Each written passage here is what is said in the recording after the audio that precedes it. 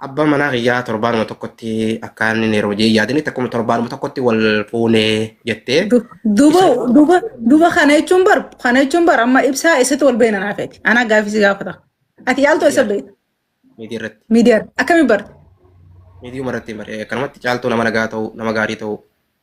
Akkami barte? Osoo irra duultuuti osoo arrabsituu raggatu deebitee ishii barte. No. Eegaan baree booda argate. Ega garte booda ega barte miti ega garte laal. Ayyaa kuma feetiin na barte. Namni biraa obbo si gaafate amma caaltuu ta'uu irraan fadheetiin si jaalibsaa caaltuu eessa barteeti? Jee si gaafadha. Ati moo? Bakka kana amma salan egaa fakkeenyaa osoo jirraa meree bakka siree sintu dhaqee itti bara akka itti siree dheenneen si himu deema. Yoo ibsaanii caaltuu eessatti bare? Ibsaan soddaan keenya. Jaal ibsaan kuni eessa bare? Suudi Arabiyaatti isii Oromoo. Bakka gaafin naa dhiyaattes gaafuma kanaati. Namni suni annaman hin beekne meree wayin beekaa malattuu wajjin hin dhalanne wajjin guddanne akkasii bara. Hin beekuun meree anisa? Eessa barteettee yoo na gaafatte? Thank you so much. Deebiin ta'uma akka ati naa deebiste kana hogga kana nuti deeraa ol seenneere ulaa bira ol dabarree amma gaafii ati naa deebiste kanaan. Ulaa bira ol hin dabarree anillee bakka amma gaafii tana bakka torbaan tokko jette sana akkamitti fakkeenyaaf torbaan tokko jechuu dandeesse bakka sanitti adda nuu baasi jechuun kiyyaanis sireen dhayine hasiree dhaqe kabiraati. Gaafii na siree deddeemtu siree dhaquu danda'an amma. Gaafii anillee gaafuma siree saniin fuudhee gaafadhe laa. Akka gaafii siree taate hawaasni illee beekee jira gool jira bara hawaasni illee. Gaafii akka gaafii beekan osuma gaafii siree taatu bakka san laal xiqquma irra nuu deebitee xiqquma gartee osuma. I'm so sorry. Deeraa tiyya keessa suni deeraan tiyya keessi immoo kophee wajjin miilan ol deemanii keessa burraaquun hin taatu nadaafaa qabaa qulqullina qabaa. Soo kophee miilan keessa yaa'uu hin dhaqqabdanii isiniif hin hayyamu deeraa tiyya hulaa isin jalaan banu jaal akka nama soorii walidduu jirtu tokkotti. Soorii yoo badduudha. Soorii laman deebi'u. Okay. Siifi namni qaaliin kee namni nama qaada'uu feene jireenya waliin jiraachaa jirtanii jechuudha. Siifi namni qaaliin kee namni nama qaada'uu hin feene namni nama as gubbatti hin dhoyne si wajjin asirra taa'ee maqaa yaamne jireenya bareedaa waliin jiraachaa jirtanii jechuudha. Sin ilaallatu fokkotaa ta'e bareedaa ta'e nama takkaa'uun ilaallatu. Yaani deebii siif hin qabu jechuudha fedheeti gabaabumatti. Okay. Kanarratti garuu komiin gama biraatiif siif dhalooyte komiin gara sireetii siif dhalooyte hin jirtu jechuudha magaalatti. Hin jirtu takka hin jirtu because sireen tiyya qulqullina qabdii jechuu fedheeti. Ulaa tiyya mana hoggaseen kan kophee baafatteeti kabajaan seenta malee kophee wajjin kophee kaalsiif torbaan takka uffattee wajjin mana keessa burraaquu waan hin hayyamuuf.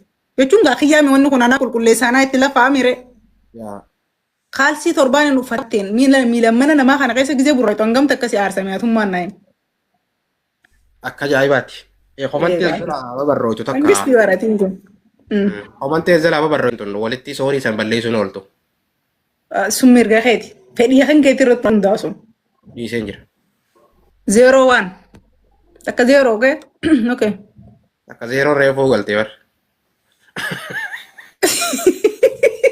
No, geemallee baana.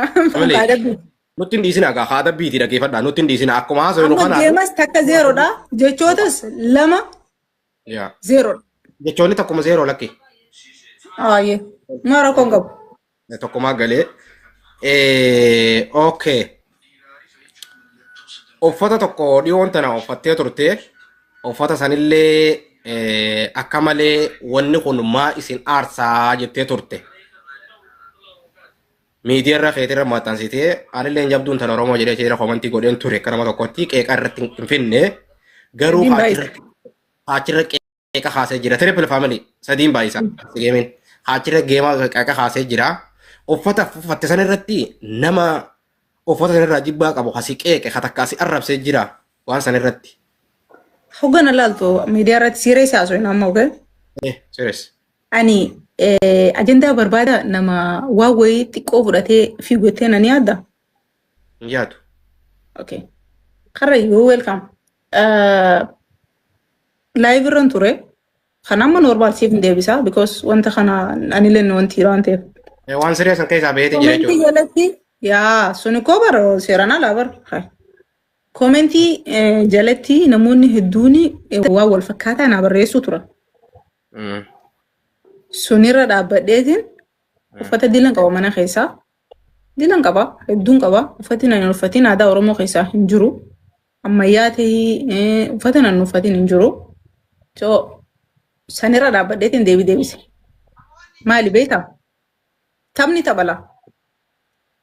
Kubbaa gisee taphatu ijoollee nama hiriyaa ta'eeti wajjin taphatta. Hoggan jawaan olaantummaa dila san qabaadhee osoo hin taane nigdii biizinasa seenaatiyaaf aadaatiif yookaan immoo waan naannoo kiyya fakkaatu bakka bu'ee balleessaa xiqqeessaa deemuu hin jaalatu. Sigalee uffata aadaa hedduun uffadha keessaa giseen san uffadhu. Giseen san uffadhu. Illee takka namni biraa. Kana booda si jibbinee jaame. Najibbuu miti maa mataan hallayyarraan qaarreen jeen. Gos najibbuuf na jaalachuu mirga guutuu qaba. Anis ammoo yeroo gaafan akka inni fedhutti deemu san na jaalatee gaafan ifii xiyyaa akkam fedhutti deeme najibbuu mirga yoo qabaates ani hin hayyamuuf. Gos hallayyaa seera waan ta'eef. Jaalalti ana na jaalatu saa isa gammachiisu yookaan immoo namoota san qofa gammachiisu osoo hin taane saa anillee hin gammadu. Jireenyi xiyya wayi nama harka jiraaree ana harka jiraame. Anjiruun itti gammaduttis waan na gammachiisu waan ana ibsu yookaan immoo waan itti amanee an godhu wajjinis na jaalachuu danda'uu qaba. Waan isa gammachiisu qofaan osoo hin taane. So sanirra dhaabbadheetiin najibbuu miti hallayyaa seenuu dandeessa. Gaafan ani akkanatti deemu jaalatamee gaafan karaa kanaan dhufe waan wal fakkaataa sanu yoonif jibbaa nama dhuunfarraa qabaatte akka nama dhuunfatti. Naannawa guutuu immoo nama takkaaf jecha anaaf jecha naannawa guutuu jibbuun hin taatu anaaf jecha bakka wanti sun ibsu yookaan immoo uffanni sun ibsu jibbuu inuma hin dandeessu. Misteeka hunda lagaa laafinnatti mataa xiyyaatiin kan yoonaan fudhadhu ifii xiyyaa. Waan akka caaltutti dogoggoruu yookaan balleessuun namni xiyya dhaahamuu hin hayyamu. Namni irraa dhaladhe bakki nan itti dhaladhe dhaahamuu hin hayyamu. So sunirra dhaabbadheetiin si galu jiraame siira seetiin haasoo jira baay'ee. Sanirra dhaabbadheetiin ani jireenya kiyya nama harkan jiru namuu eenyummaa mataa isaa amantaa mataa isaa oromummaan akkuma jirutti hee naannoo mataa isaa thank you harayu thank you so much. Waan isaa takka qabu si galee haadhaaf abbarraa itti aanee amantaa teetirraa itti aanee bakka ganda qabalee teetirraa itti aanee aanaa keetirraa itti aanee namuu akkasi deemame. So kabajaan ani osoonii fi mana keenya haadha abbaa kiyyan kabanye ani nama biraa kabajuu hin danda'u. Sigalee na jaalatta taananii waan an qabu wajjin na jaalachuu danda'u. Na jibbita taananii gaafa atii fi hingayti waan ati feetu qofaan an deeme na jaalatu sun na biratti hin dalagu. Amma si ife. Okay, thank you galatoomi. Ati namni yoo kam xiqqaate miliyoona hordofu namni silaalee ba'u kun yeroo hunda miliyoona ta'uu danda'a. Follows guddaa qabdaa beekamtis guddaa qabdaa. Akkaan itti si beekut anilleen intala harargeetiin si beekaa.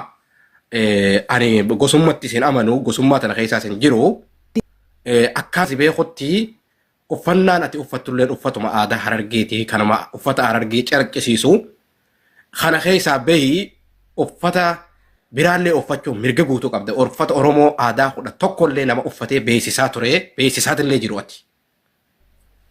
Kana keessatti uffata hanga amma duraa uffattee jirtu keessatti uffatuma harargee uffattu aadaa Oromoo kana keessatti khasiqeeqee jira jedhanii khasiqeeqee jira moo warruma miidiyuu marratti koomentiif miidiyaan tokkuma war asirratti ammoo nuti taasisu waan asii yaadne kan namuuf yookuun garaagarummaa qabu ta miidiyaati wanti itti dalaguu dhiisisuun as mana banattee gizee teessu walga'ii jirra jechuun amma nuti amma kanatti anaaf si taanee haa teenyu malee na jala nama 783 jira.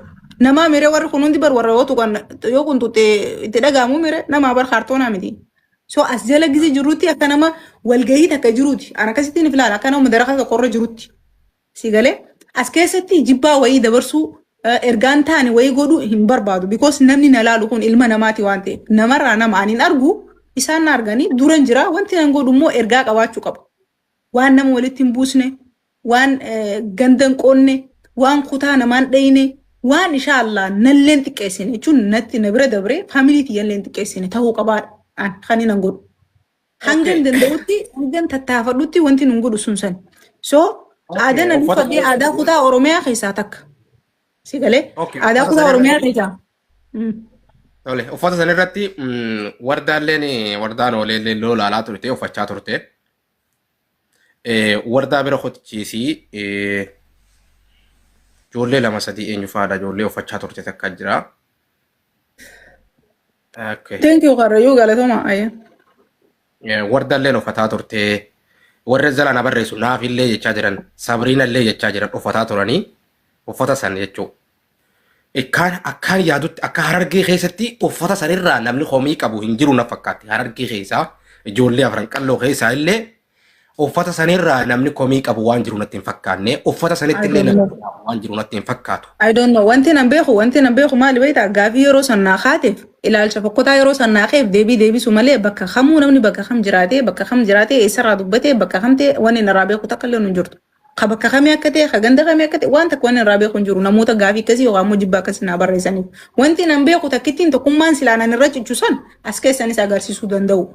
So anis as keessaa takka sigalee bakka aadaan jirtu kana keessaa takka bakki sun aadaa takka bakka buuti jee itti amanuu danda'u namni sun. Caaltuu jaalachuu waliin jaalachuu danda'u. Waan jedhu malee nama naannawaa yookaan bakka sunitti hima kanaatitu kana ja'a jechuu fedhee miti.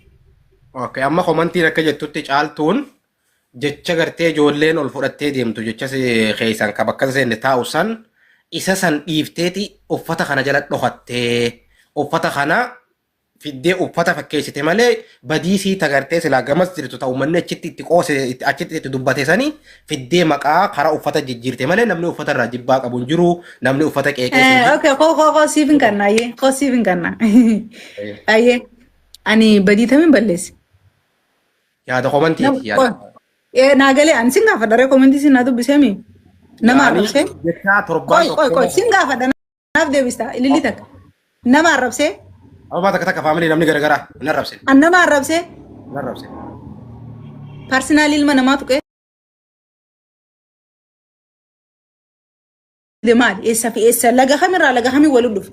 Badii nan balleessee wanta jala dheessu sun maali ani nama qoy.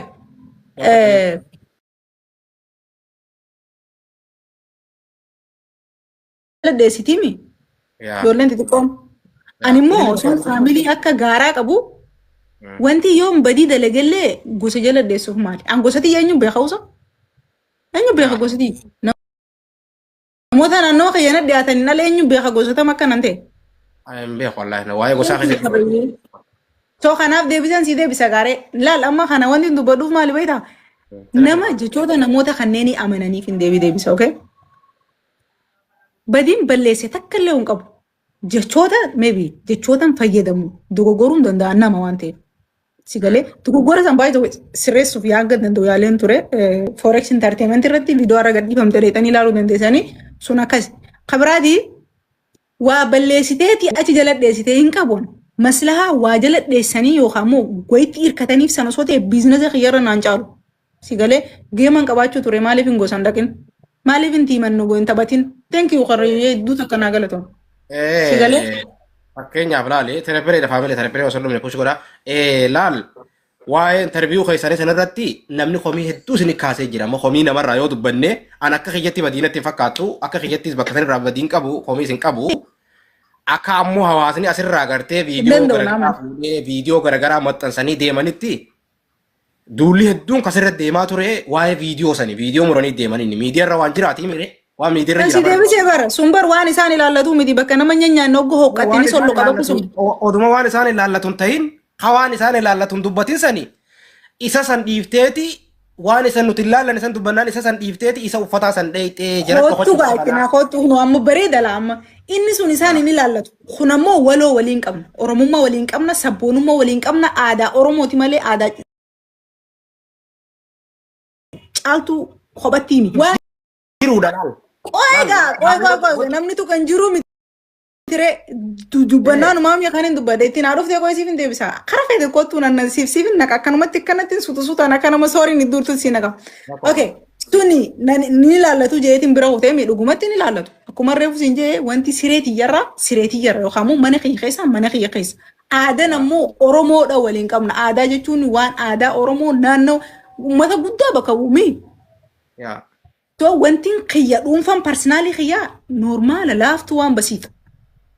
Wanti aadaa immoo waloo waliin qabnu. Wanti nan sirreessuuf yaalullee waa waloo waliin qabnu sani. Because isiisani malee guddoon tun normaala waan xixiqqoodha waan ana caaltuudha normaalii jireenya kiyya malee waan nama biraatii miti. Wanni waloodha immoo dahoo godhatame keessattuu anaan ati deebifte annamoo ittiin quufneen isa kana ajaa'iba. okay uffata biraa osoo ta'e dhiiroo akkana ni jaani uffanni sun uffata naannoo biraa osoo ta'e wallagga osoo ta'e arsii osoo ta'e jimmoo osoo ta'e guujii harrayyuu osoo ta'e ni dubbatanii akkanatti. Haadha akkaan si gaafatu jirutti akka komantiileen barrooytetti uffata san namni tuqen jiru caaltuunii fi uffata san akka namni uffata san tuqe fakkeessee uffata san irratti dubbii deebifte malee dubbiin sundantaa isaanii dire sundantaa isaaniiti ani waan inni fi xiyyaa argeef sa'a san na fakkaatee fi waan hin argin dubbadha malee isaan sun yoo hin argine an dirqama arguu qabdan jeetiin itti himuu qaba. Himuun qabu ijoollee nama dalagidiloo tokkotu jira. Galatoomi gaafii goolabaa. Gaafii isii adabbii takkaaf geema takkan sirraa qabaayee. Afaan qabsii qaxxaamaa jira. Gaafii isii dhuma. Ayyee. Isa silaa miidiyaa irra dubbattee miidiyaa irra dhufanii si qeeqan sanuu lafa keesse isa uffataa sanuu akkasuma maa lafan kaa'een. Ittiin si deebi'e ammallee. Inni ani lafa kaa'e sun paarsonaalii xiyyaa dhuunfaa xiyyaa mana xiyya keessa kun ammoo aadaa walootii jeen aadaa oromootii naa jeen pileesii on dhageenyeera naa irra si deebi'u jeen dhuunfaan xiyyaa fi aadaan waan adda addaati aadaa safuu oromoo aadaa oromootti waan gufatu waan ummata oromoo jaamee walii yaamamutti yoon gufadhe oolee osoo hin bulchineen gizuma san sirreessuuf yaala irraas dubbadhee sirreessaa. Kabaraan moo kan namni utaalee sun dhimma isin ilaallatu miti. Sigalee bakka nama nyaanne hoggoo uqqatan nama solloyti. Naajeen piliis naajeen akka nama soorii waliin jirtutti. Okay, family dhageessan gaa'ii sooriin xiyyaafitee haa jiraattu. I love you. Akka obboleetti takkatti. Adabbii takka fa'a. Kottu. Okay, goolabannee miree. Goolaban. Ayyaa. Adabbii takka fa'a.